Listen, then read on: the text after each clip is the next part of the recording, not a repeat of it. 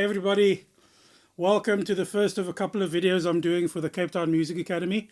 And one of the first things I'd like to always discuss with my students is the idea of understanding your instrument and all the parts that it does, whether it's bass or drums or keys or whatever.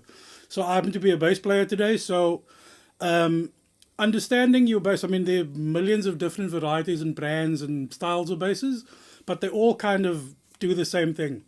There's basically a guitar body, the big bit, there's a guitar neck, the next bit, headstock. So quickly to go through everything, on the headstock you've got tuning posts, tuning pegs, machine heads sometimes they're called, and that's to be able to tune the pitch of your string, so to make it in tune as such. Then you've got your guitar neck, which is usually made of two different kinds of woods. You'll see there's a darker wood and a lighter wood. Sometimes it's the same wood. The back part's the neck, the top part is called the fingerboard, and on the fingerboard you've got frets, which are the wires that make the notes, I suppose. At the start of the neck you've got what is known as the nut, so it lifts the strings, otherwise it would be completely against the fretboard and wouldn't make a sound. Within the neck itself you've got a rod, a long metal pole, which is used, it's called the truss rod, and it's used to make your neck flat or concave. So you can't see it because it's so slight, but there is a slight dip in the neck, or it's completely flat. It depends on what you prefer. Then as far as the body goes, you've got a couple of things. One are pickups, and they come in a variety of shapes and sizes. They're passive or active. Then you've got the bridge, which is made up of other parts, which is basically like an L bracket type shape, and they come in different shapes and sizes as well. Then you've got saddles, which are the things that the strings rest on, and the saddles have two parts. They've got feet that help raise or lower the string height, which is also known as the action. Then you have the screw in the back, which is to help set the intonation of the guitar, which is basically a way of saying helping the guitar to play in tune with itself. So even if you tune up 100%, and if the strings are not intoned, so basically you're setting the length of the string, but in like a very micro way, not as macro, let's say, as you would with a tuning peg.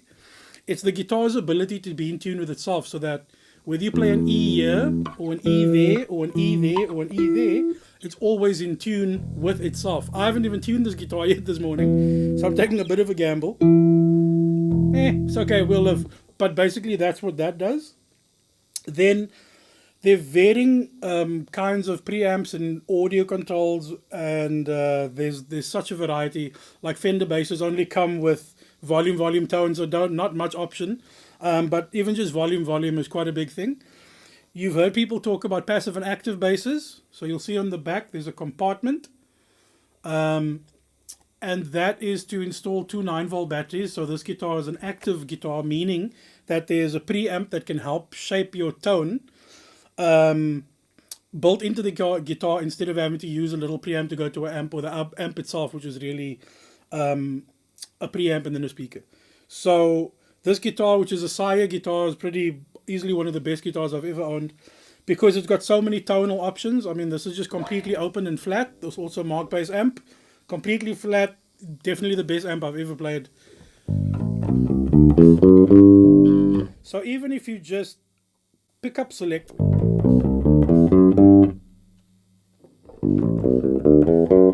which is the equivalent of what a Fender volume, and then there's a tone dial, which I never use, basically opens or kind of seals the tone a little.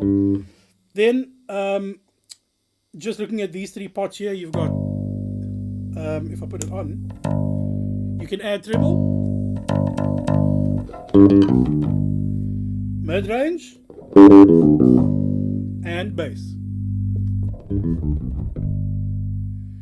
So I always recommend spend some time with the guitar, set it up, clean it up. It's worth the effort. You get to learn what every guitar's habit is like, and just spend more time with your gear. Cool.